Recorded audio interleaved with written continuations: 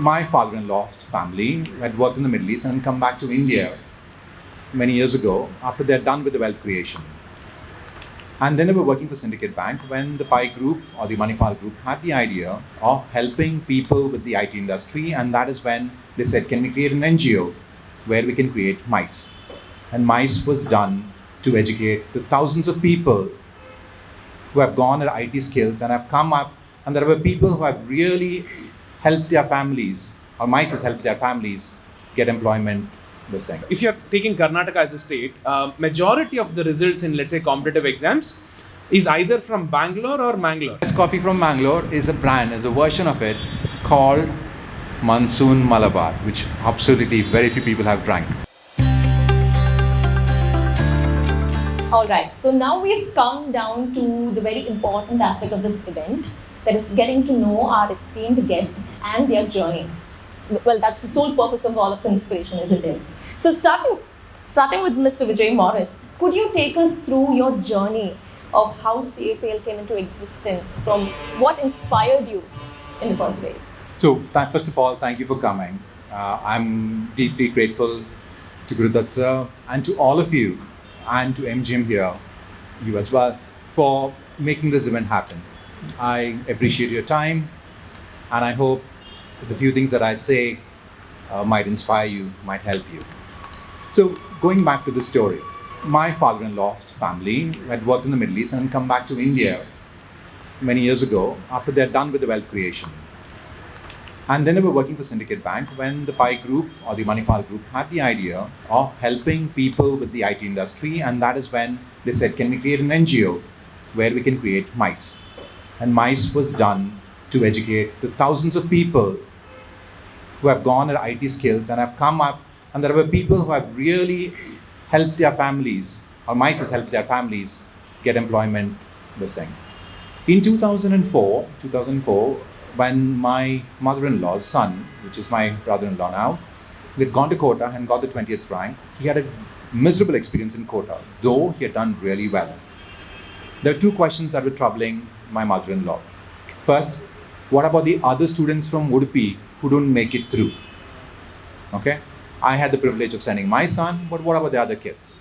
So for a younger son, she says, I'm going to create a group for him and his friends to create education, to go to the top colleges in the country. If you look at even the statistics today, number of students going to the top colleges in the world from Mangalore, how many are going to the Ivy League colleges, how many are going to the top colleges, the number is still very, very small. Fortunately, I would say, or unfortunately, the people in Mangalore are content with the colleges in Karnataka.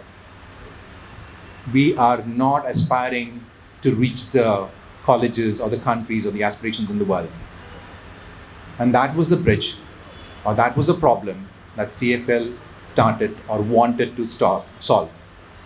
We wanted the children from this region to reach the best countries or best colleges in India and abroad. That is the problem we tried to solve. And that's in 2009. We moved to Mangalore, and that's the story now. That's where CFL is. That's the problem we wanted to solve. Wonderful, Mr. Vijay. And could you tell us about how you transformed your childhood home into ELC and CFAL's new campus as of now? So, we didn't come from wealth, right? So, as an entrepreneur who believes in an idea, who believes in a dream, gives up everything they have to make that dream happen. So, we didn't have land or wealth. So all that we had was the house that my father gave me. So and that was converted for that purpose. So there was two in every human fact, and if you look at Abraham Maslow's hierarchy of needs, once your financial needs are met, there's a need to contribute. And that was a phase that we wanted to get into. What is our contribution to this place, to the country, or to the population? And since we didn't have that luxury, use the space that we have to build up CFL, ELC, and now on. And that was how it was converted.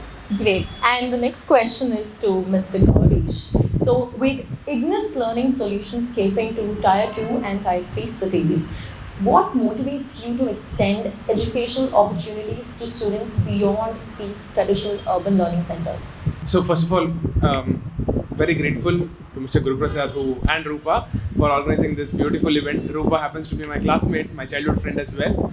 So it's really nice to see all of you here on a weekend. And to answer the question now, yes. Well, again, I think ideally we look at solving problems, and that is what we were trying to do. Right. So if we were supposed to take, if you're taking Karnataka as a state, majority of the results in, let's say, competitive exams is either from Bangalore or Mangalore. I think you all know that a lot of people migrate from smaller cities in Karnataka to either Bangalore or Mangalore, and we are famously known for being this education hub in terms of, let's say, 11th and 12th coaching or competitive exams or even beyond that.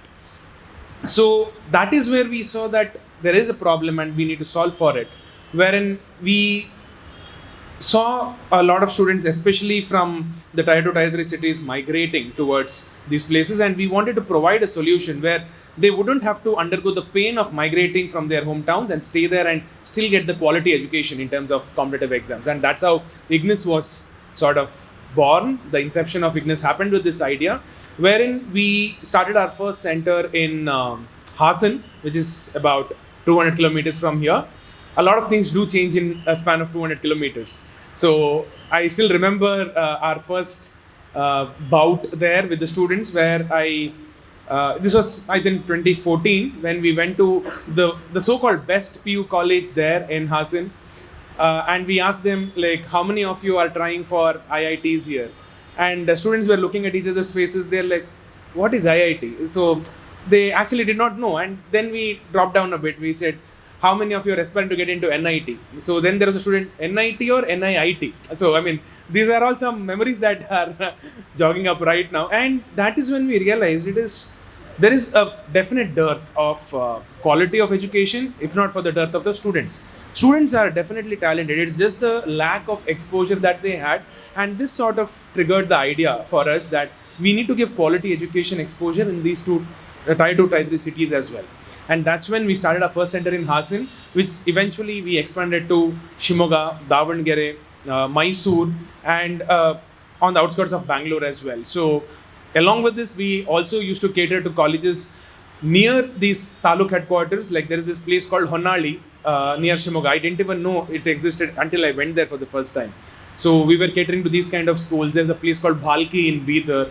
We used to conduct classes in these places as well. So the idea was that, wherein we had really, really talented students, but they never had the exposure. And of course, the students or the parents who have the means and the affluence definitely migrate to Mangalore or Bangalore. It is the other set of students that we started catering to.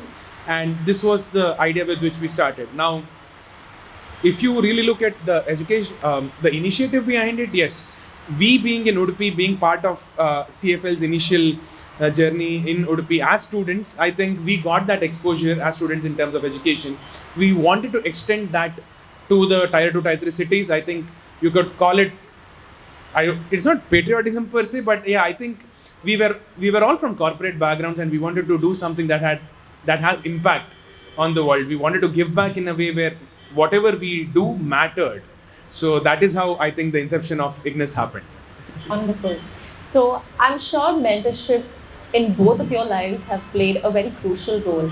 Could you share, an experience of having a mentor in your life that has shaped your approach on an education basis and in life in general? So there is this one small instance that I would share again. So when we were in our high school, there was this scholarship exam called as NTSE, National Talent Search Examination. And we had one wonderful teacher coming from Hassan again. I'm going back to Hassan a lot. So we had one sir from there, Shiv Kumar sir, who would come and take classes for us in Udupi as well as in Mangalore. From CFAL also we used to call him. And he runs this one small center in Hassan. And I think when we wanted to step out of our the corporate experience and we wanted to start off something, when we were evaluating of doing something, I think Shiv Kumar sir acted as a mentor, wherein he actually, how would I put it? We were not grounded. Even with the idea or the inception of the idea that we had, we were not grounded. I think that is where Shivkumar sir, who basically is from Hassan, helped us get grounded, understand the reality at a very, very basic level. And what we see is, we think, okay, educating students is fundamentally important. But then the challenge that he made us face, or he revealed to us, is educating students is secondary. First, educating the parents about the importance of these exams is very, very of primordial importance. And that is when we actually started having workshops, camps for parents, for them to understand like how actually their child is talented, and if nurtured in the right way, they can grow in their lives. I think it started with him. I think just where Ignis started as a very small center catering to 12 students, and then subsequently reaching out to almost around 5,000 plus students in a span of 3 years was a very big thing because of him. Thanks to him though. I'm sure Mr. Vijay Moras might have a very nice story to share. We definitely have mentors, people who have helped us throughout the way. But I think for me, the biggest mentorship has come from books. And there have been milestone books for me, that have changed me a lot. And every book that I read, my wife reads a book a week. That's how much more than that she reads. All we buy is books. But I'm the one who reads one book probably a quarter, 4 books, 5 books. But I take time to, understand it, review it. I keep on, and if I give things, I give books. And I would say a few things that our children should read is, how to influence and influence people. That book I tell people to read because how to get along with people. And, there's a correlation that goes on throughout history. And that says, if a country has to prosper, a city has to prosper, a family has to prosper, there has to be collaboration. Okay, you pinpoint peace in a country, a peace in a family, and collaboration in a family, and you see how that family prospers. Getting along with people is the skill that is missing drastically today.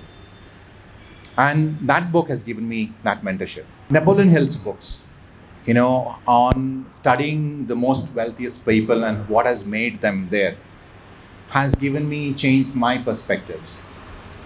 The books on finances, I'm an engineer. And if I've come to understand finance, is the book I've read on finances. And if I've changed right now, and if I'm talking about impact to the world, and impact to the community, it's because there are several spiritual books that have mentored me to change that perspective. I would say to you, you absolutely need mentors, but you need emotional mentors to be somebody to be there for you when things go wrong. But in every aspect, maybe the spiritual aspect, maybe the relationship aspect, and even in relationship aspects, the books that I've read help my relationship with my spouse. And these books change everyone. And my thing for you is pick up some great books on the area you want to change, and that's your mentor. And I've also heard, Mr. Vijay, that your library has more than 5,000 books. Is that correct? That would be at home. Wow. All right. And is there somebody that you look up to ever since your childhood that has, besides books, of course? When I was in Louisiana, I had a Pakistani boss. His name was Suja Gorea, okay? And he was the one who would push me to say, get perspectives. And there is no perspective that is right, okay? The dinner's in his house because he was from Pakistan, would never have alcohol, right? So that was the person that would always end up in discussions at his dinner table. So if I'm remembering him because he is the one who said, keep on having new perspectives. You want to read about corporation cultures. If you see the book, Good to Great, and it talks about how people have changed the organization. And I believe there are great organizations, but ultimately Good to Great book talks about, it's the people who make the difference. So for any organization, for any institute, or for any entrepreneur here, your number one asset or your number one thing that's going to make you successful is people. Definitely. And that's the thing that I got from Vijaya. I used to have a person from Catherine was my next manager. And when we were having a dinner table conversation with another colleague of mine, he says, how do you rate people? And she said that I rate people by the potential they have, not by what their current level they are in. Seeing the potential the people have, and it's hard to see potential. Because you need to be that visionary to see potential. And the person who has that ability to see potential, and those two people I do remember. And I'm telling you, the hardest people that I've worked with were the Arabs. Okay, and it's hard to work with an Egyptian. It's very hard to work with the Egyptians. But they give you the skill that you can work with anyone afterwards. Well, I think that's really good to know. Right. And coming to Mr. Gaureesh, so being an entrepreneur, a young entrepreneur yourself, so what do you think of the current startup situation in Mangalore? Well, I think before coming here, we were discussing about the same things with Guru as well. So there's a lot of things happening in Mangalore, but generally a lot of budding entrepreneurs look at is they look for some sort of a support probably. I think it's not entrepreneurs per se, but I think when we are having general conversations, we generally say, oh, the government is not doing anything for us. They are just making our lives even more horrible than it already is. And we expect that kind of a help. But I think Mr. Guru also told me, I think I agree with him completely when he says, I think as an entrepreneur, you should stop looking for help from the government. Just because you think you're paying your taxes, you are entitled to get some help from there. I think you need to, like Vijay told, I think collaborating with people and trying to get that help from people and standing on your own and rushing towards what you want in a right way. I think that is very, very essential in terms of entrepreneurship. And I think while growing up, I think a lot of people around me who knew me thought that I am very impatient in life. Rupa would agree, I don't know, she was my classmate as well. So one thing, if anything, that entrepreneurship teaches you, it's patience. I think being patient in your life will take you places. I think it is very, very important. I think we live in an era where everything is instant food to instant noodles to everything on a click. You get everything is at your doorstep with a click. I think we are losing out the importance of patience. I think that is fundamentally essential and important, I think, for an entrepreneur or for anyone for an entrepreneurial journey. That is what I firmly believe, and I think people would agree who are in the company that is there near in the industrial area, which has more than 400 PhD doctorates who work for this company, a pharmaceutical company. So I think these are all very nice to see, but I think if you're looking at creating or encouraging enterprising people, these are the fundamental qualities that people need to have, and I think Mangalore is definitely the best arena or the place for it in the upcoming years. That's my take on it. I think for entrepreneurship to grow, I think education colleges should play a big role on it. If I asked you the question, who's the smartest person in the room right now, what would you say? ChatGPT, right? Isn't it? No? Neville doesn't want to agree there. But what things ChatGPT can't do? It cannot bring in creativity. It cannot solve problems.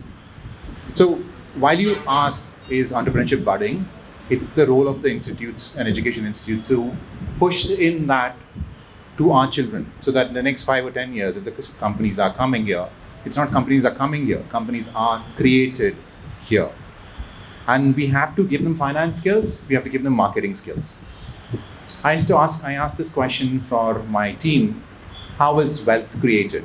How is wealth created? I wouldn't answer that for you because I want you to think about it. But that's the question that will answer, if you are clear about the question, answer that question, how is wealth created? Because it's true, right? You see the wealth that was there 100 years ago to the wealth that is in the world right now, it's grown 1,000-fold. Wealth that is here right now would be improved even more. But if you answer the question, how is wealth created, and you figure that out, you're an entrepreneur. And speaking of wealth, I mean, knowledge also is wealth. Absolutely. Right? So coming to CFAL's vision and mission, so how how is CFAL's vision and mission a driving factor today? How is it proceeding or progressing in this modern world today? What's your future plan? I had a colleague of mine from MRPL who would come back to me and said, Vijay, now you've quit all the corporate world, you could have a flexibility. What are you doing right now? And I said, here we are creating the entrepreneurs of the next century, next years to come. We're creating the leaders of this world. We are creating the scientists of the world. We're creating the engineers of the world. We're creating the doctors and the leaders of this world. I'm not here to teach via an institute. We are here to create the future leaders in every single aspect. And if that is not what we're doing, then we're just an ordinary school. And that's the vision we have. We want tomorrow, if you look at Harvard, if you look at Stanford, if you look at any other colleges, the leaders to the scientists, to the engineers, to the people who are having patents or the company creators are from those colleges. Someday, when I'm there or not there, the people who have created these things should be from CFAL. That's our vision. We work from few values. How do we take our decisions? We've got 4 values. Be your best. And your best, my best is all different. But we want to be your very best, the best you can ever be. We want to work, our students, we give them 4 values. First, be your best. Love and kindness. We want the students who go out of CFL to be loving, to be kind, not only to the people outside or the neighbors, even to the plants, to the trees, and to the environment. We want them to have a purpose and a meaning to whatever they do in life. And whatever they do, we want them to be passionate. We want them to be excel in that field. That's the values we give our children at CFAL. And that's what we're creating. I think this deserves a round of applause. Very well put, sir. And coming to Mr. Gaureesh, so you've gone about doing career counseling for more than 200 schools. So I'm sure along with values, the experience in life also counts, right? So could you share any special experience from your end that really shaped a bunch of students or even one single student's future? I mean, there are many, but see, I just wanted to talk about one instance where things or the perspective changes in a family that I think is very important. So this was in Davangere when we had a center. This was, I think, in 2017. So what happens is when we start a center, back then when we were starting centers in different places, initially there is a survey that is done, and we go to schools, and when the school is about to leave, there are parents waiting outside. We go and we talk to them, understand, is there a need for something specific in terms of education? Are they aware? And these are the pointers that we look out for. And there was this kind of a parent who actually was there waiting for his kid to come out, and he looked like a simply dressed simpleton and stuff, and I spoke to him. So I introduced myself saying that I'm from this place. We have a center called as Ignis in Davangere. We are planning to start something like this. What do you think about it? So these are the kind of conversations that happened. This might be slightly long story, so I hope I don't bore you guys also. So I spoke to him I asked the standard set of questions, right? So what do you think about the education here? Is your child studying properly? What are the challenges you face as a parent? And all these set of questions. And he was really friendly, and he answered a lot of questions and everything. And then I spoke about, the importance of competitive exams like JEE, and NEET was just introduced, so I don't speak much on that, and about CET and about the importance of studying in a good university which will shape your career and stuff. And that is when he told something very funny. At the time it was very funny, but I think that is a reality today at most places. What he told is, sir, in Kannada he says, sir, ಇದು degree ಎಲ್ಲ ಇಟ್ಕೊಂಡು ದೊಡ್ಡ ದೊಡ್ಡ college ಹೋಗಿ ನಮ್ಗೆ ಏನು ಆಗ್ಬೇಕಂತಿಲ್ಲ. I am sending my son to this school to just get educated and get a degree. That is only because I want to find a suitable bride for him tomorrow. Because I have enough property, ನಂದು ತೋಟ ಇದೆ, ಎಲ್ಲ ಇದೆ, ಅವ್ನು ನೋಡ್ಕೊಂಡ್ರೆ ಸಾಕು ಅದನ್ನ. ಇದೊಂದು ಡಿಗ್ರಿ, ಒಂದು ಒಳ್ಳೆ ಮನೆತನದ ಒಂದು ಹೆಣ್ಣು ಬರಬೇಕು, ನಮಗೆ ವಧು ಬರಬೇಕು. So that was the word he used. So this was what he actually was looking out of the schooling of his child. And I didn't have an answer for it at the time. And I'm like, okay. And then again, since the conversation went so well and he was so friendly that we exchanged numbers, and then I started persuading him. That's when I realized the student is actually very bright. And somehow I was able to convince him to come join our classes and how he would benefit, and the student really enjoyed. And he did join our classes, and we work with the same philosophy, wherein getting marks is one aspect of academia. What is really important is whatever you have studied, you need to be really passionate about it. That is what we preach and practice at CFAL. And we did that, and in a span of 2 years, this boy actually cleared the first round of NTSC, which is a state level scholarship exam. And that is when the parent comes and tells me, sir, ನೀವು ಆ ದಿನ ಸಿಕ್ಕಿಲ್ಲ ಅಂತಿರ್ತಿದ್ರೆ I don't think my son would have achieved this. And the fun part of it is, ಇದರಿಂದ ಇನ್ನೂ ಜಾಸ್ತಿ ಏನು ಸಾಧನೆ ಆಗಲ್ಲ. This is how we told it. Not that it's a very big thing for me, but in this that in terms of academia, I would not have realized that my son would have achieved so many things. I think that is one experience where I actually felt it was the right decision to quit my corporate job and enter into this.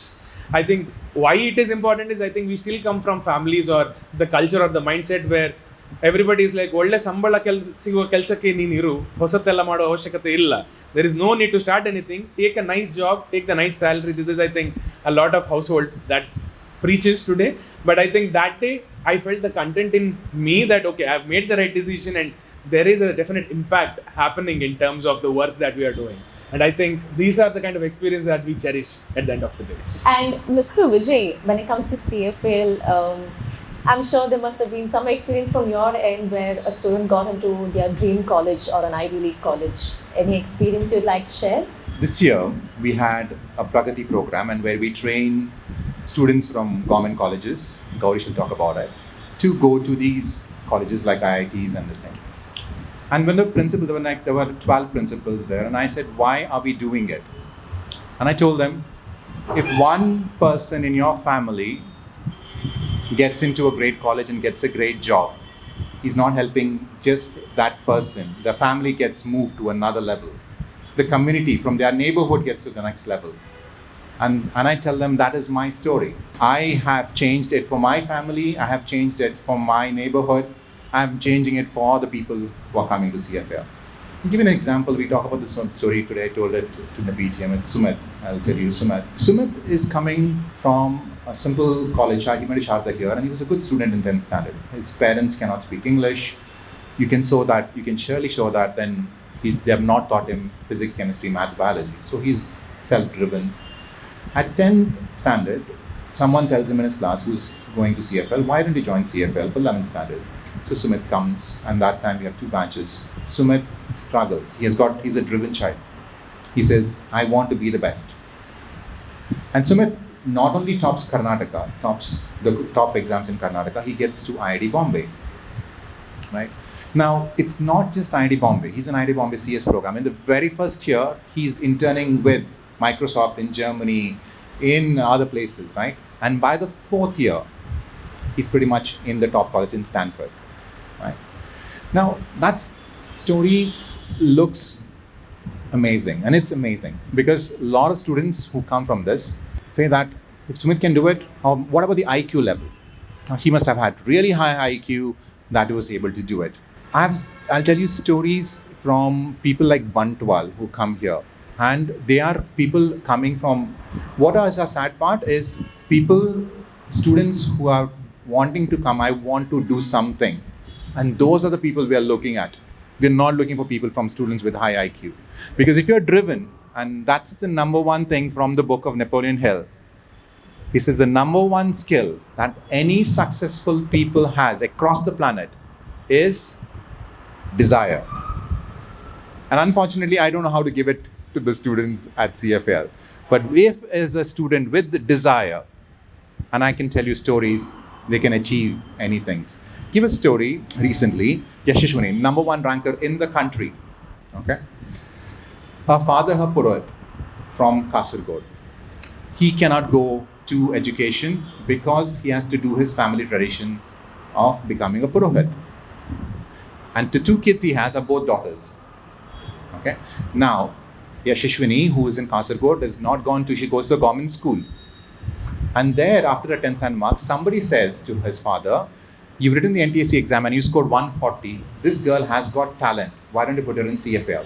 So the father of 2 daughters leaves his town, or sends his daughter here, and then comes move to Mangalore as well, puts her in CFAL. And getting an All India rank 1 in IIIT Hyderabad is not an easy rank, not an easy thing, because it's got 3 stages of exam, not like the IIT exam. First, you have to get an exam like the IIT, you have to give a research paper, and you have to go to a technical interview. And for her, from that background, to come to IIIT Hyderabad was amazing.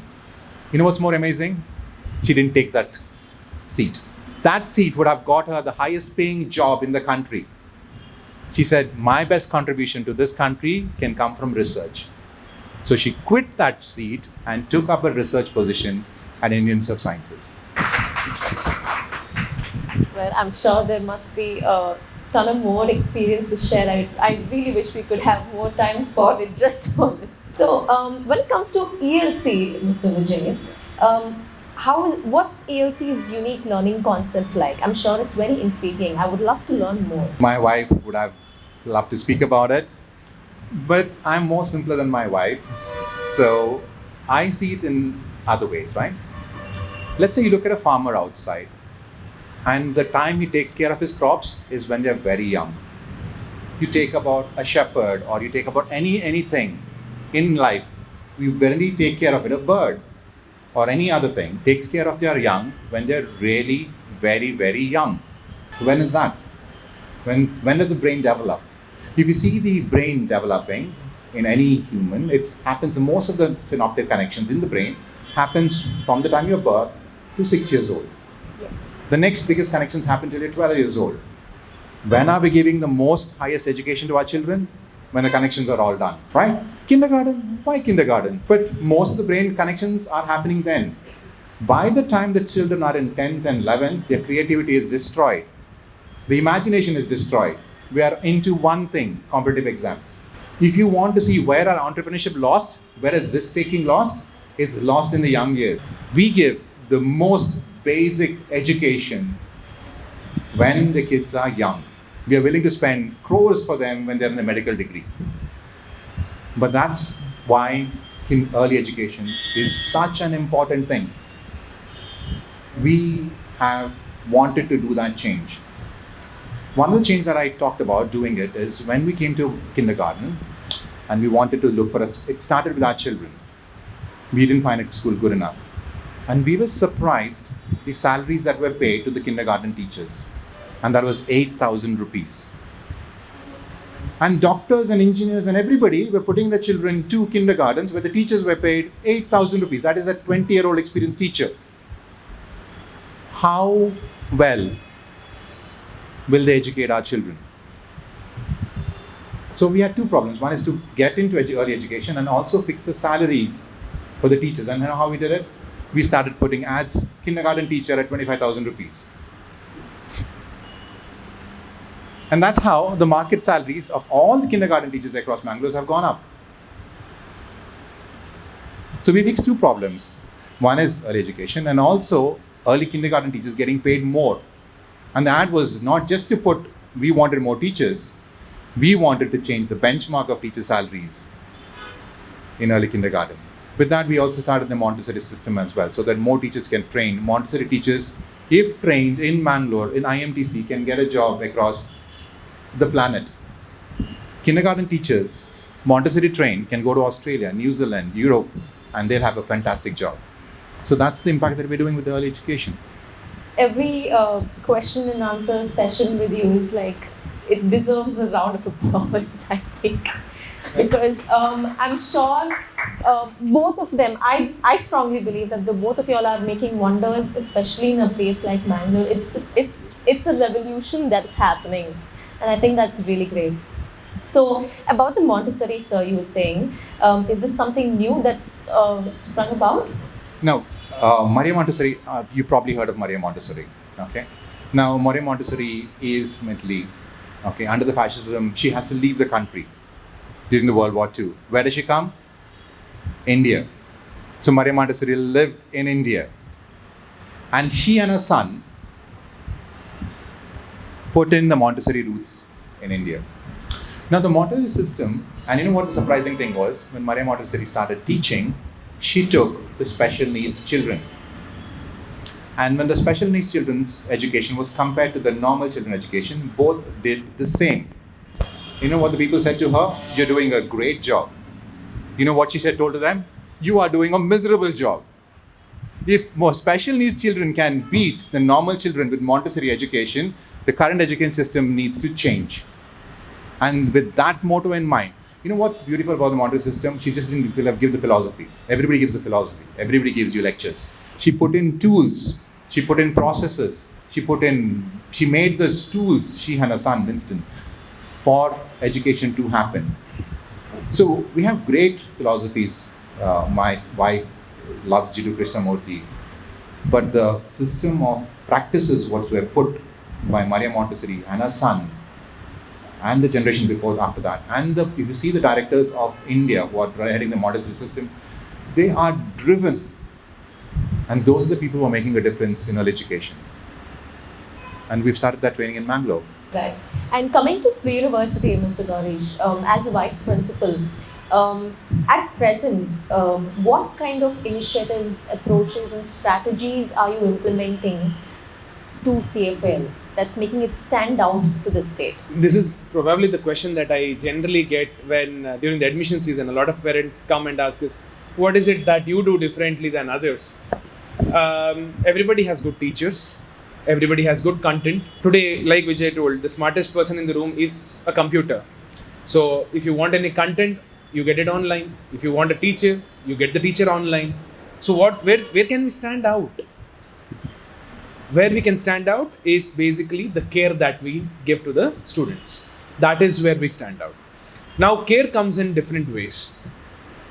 First things, we look at paying individual attention to every student present at CFAL. That is why we have really small batches. I think we all studied in PU colleges where we had close to 80 students in a classroom, at least to begin with. 80 to 100. 80 to 100, yes. So these are the classroom sizes. As a teacher, at the end of the day, we understood. I mean, teachers are also humans. They cannot cater to everyone in a classroom that's filled with 100 students. And that is why our classroom strength is restricted to 40.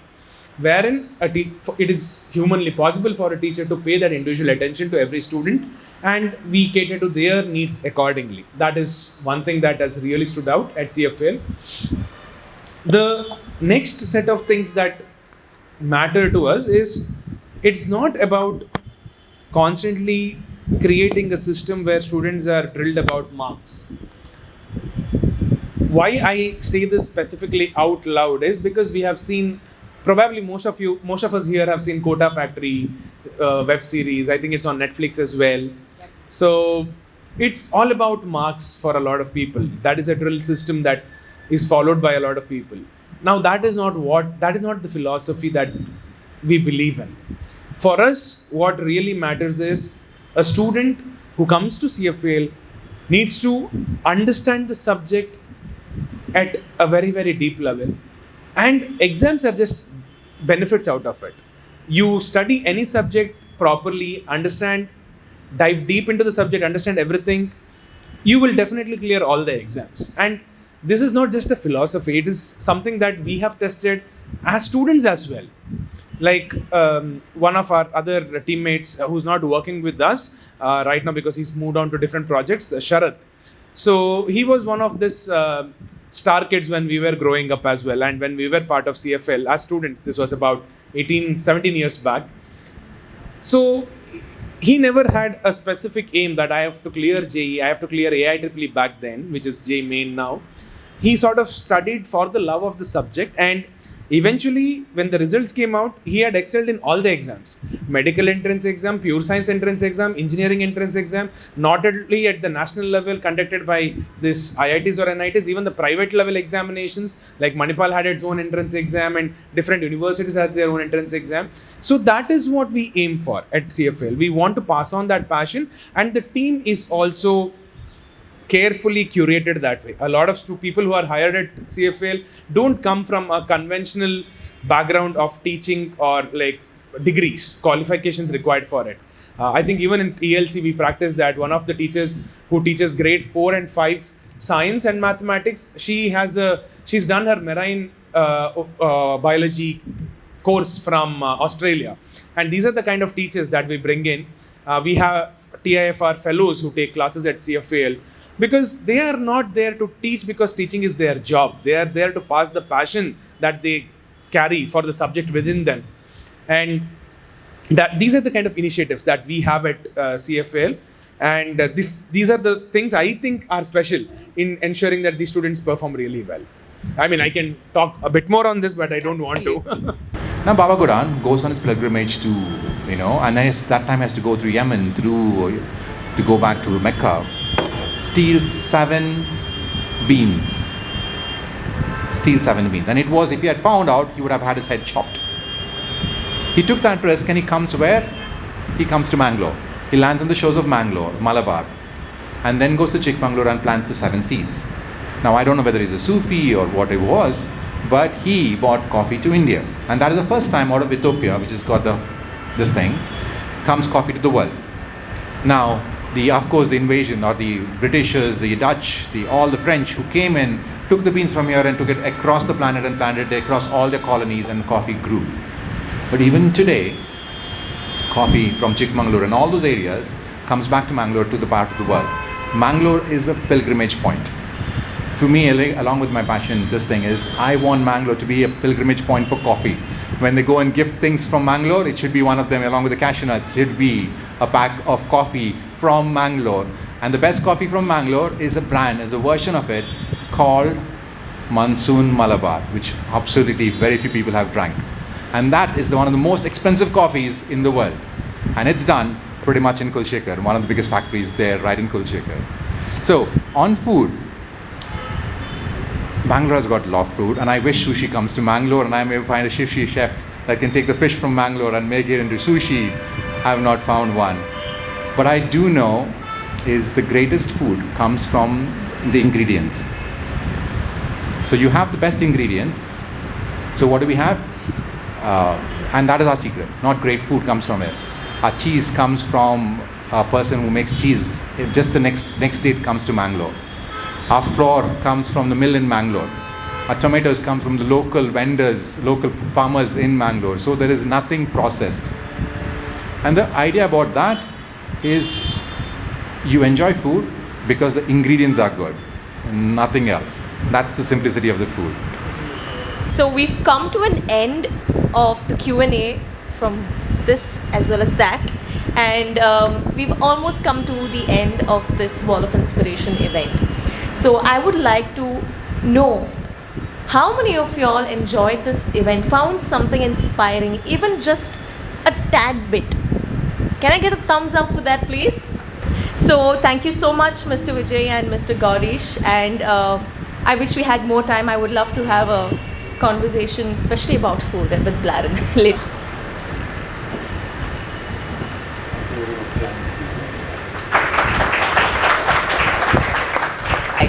So as we celebrate education, let's also celebrate entrepreneurship, because as we see two really inspiring entrepreneurs here, we have a huge shout out to give you since you all are gathered here. So a big shout out to our very esteemed hosts, our organizers and promoters of today's Wall of Inspiration event at Vertex One Managed Workspace. All right, so a big thank you to all of you, and to have a happy ending to this event, I would like to call upon Mr. Mahesh to extend a token of gratitude. Yeah, good evening everybody. Such a wonderful session.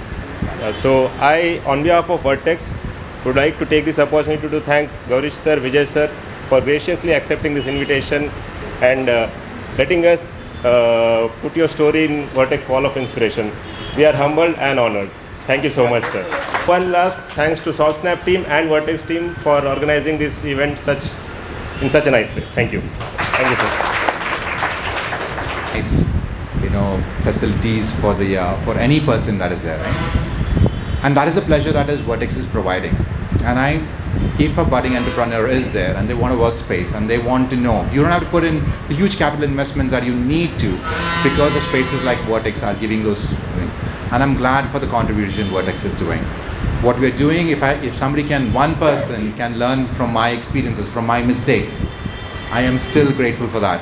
And thank you for that opportunity. Big thanks to Guru and the whole team. I think more than just being creative about doing things, I think it is all need based. When I'm talking to him, he says we are developing as per what the customer wants. So I think there's a lot of refinement happening from an idea, and I think that is what the patience is all I was talking about during the talk. So, and it's really nice to see these kind of things happening in Mangalore, where there are events being hosted here, not just these kind of events but even cultural events, some stand-up comedy, and it is really nice. And I think overall we are, at the end of the day, we are not defined by the job that we do or the career that we choose. We are defined by what we do in our spare time. And when we have these kind of activities, I think this sort of enables to hold back the talent in Mangalore. I think you're doing a wonderful job with that, because today one of the problems that we face is holding on to talent.